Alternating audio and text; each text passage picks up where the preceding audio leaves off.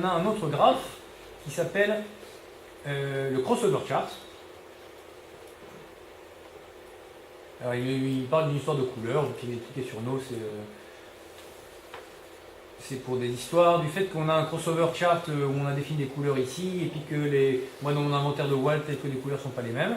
Bon, ben la même chose, on retrouve une fenêtre qui est assez similaire à ce que j'avais dans mon Polar Manager. Donc j'ai le True Angle en bas, le True Speed à gauche. En bas à gauche, c'est petit temps au près. En haut à droite, gros temps au portant. Je vais aller zoomer sur du près là.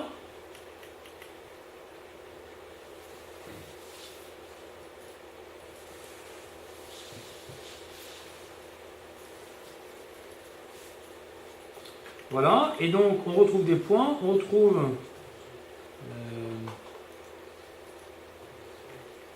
je vais déplacer tout là comme mieux.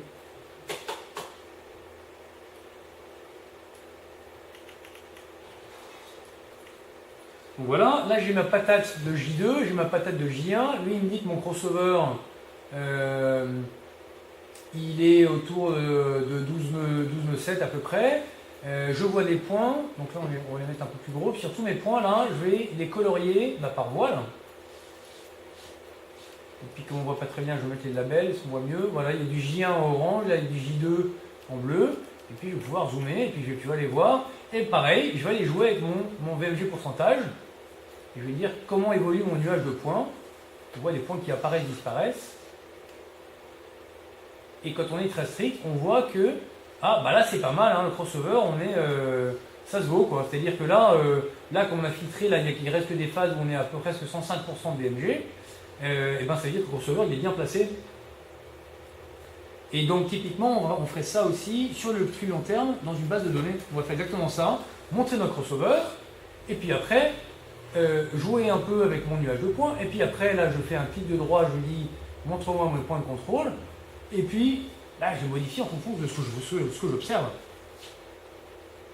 Je fais ça, et puis une fois que c'est fait, je peux faire sauvegarder mon crossover. Donc là, on vient de voir deux façons de modifier une polaire et de modifier un crossover de façon assez efficace avec des vraies données de NAV que j'ai préfiltrées de manière relativement rapide avec mon truc avec mon algorithme d'autogénération de phase.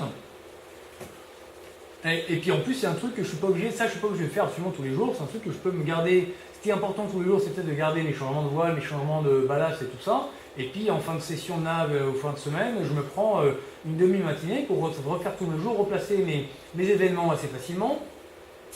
Je vais créer, autogénérer mes phases. Ça, c'est vraiment, une fois que je l'ai fait 3 fois, ça va tout être pareil. Donc c'est vraiment en un clic.